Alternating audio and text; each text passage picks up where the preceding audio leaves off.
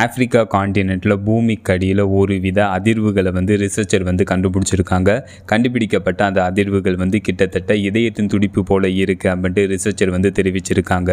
Southampton யூனிவர்சிட்டியில் உள்ள researcher Africa காண்டினென்ட்டில் உள்ள அஃபார் ரீஜியன் மற்றும் மெயின் எத்தியோப்பியன் ரிஃப்டில் 130க்கும் மேற்பட்ட வால்கானிக் ராக் சாம்பிள்ஸை கலெக்ட் பண்ணியிருக்காங்க. கலெக்ட் பண்ணப்பட்ட சாம்பிள்ஸை ஏற்கனவே கலெக்ட் பண்ண சாம்பிள்ஸுடன் கம்பேர் மற்றும் அனலைஸ் பண்ணி பார்த்துருக்காங்க. அதன் மூலம் ஆப்பிரிக்கா காண்டினென்ட்டில் 3 டெக்டானிக் பிளேட் சந்திக்கும். எத்தியோப்பியாவின் அஃபார் ரீஜியனில் பூமிக்கடியில் இருக்கக்கூடிய மோல்டன் ராக் உருகிய பாறைகளான மேக்மா சீரானதாகவும் நிலையானதாகவும் இல்லை. இந்த மேக்மா பிளானட்டோட கிரஸ்டை கீழிருந்து தாக்குவதால் ஒருவித அதிர்வுகள் ஏற்படுது. இந்த அதிர்வுகள் கிட்டத்தட்ட இதயத்தின் துடிப்பு போல இருக்கு அப்படின்ட்டு ரிசர்ச்சர் தெரிவிச்சிருக்காங்க.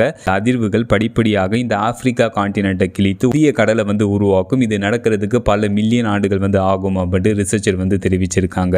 நமது பூமியில் எத்தனை காண்டினென்ட் எத்தனை கண்டங்கள் இருக்கு அப்படின்னு கேட்டீங்கன்னா, நமது பூமியில் 7 காண்டினென்ட் 7 கண்டங்கள் இருக்கு. Africa, Antarctica, Asia, Europe, Australia, north America, south America 7 continent நமது பூமியில் இருக்கு. இந்த 7 காண்டினென்ட்டும் இந்த 7 கண்டங்களும் 33 கோடி ஆண்டுகளுக்கு முன்னாடி பங்கேயா எனும் சூப்பர் காண்டினென்ட்டாக இருந்திருக்கு.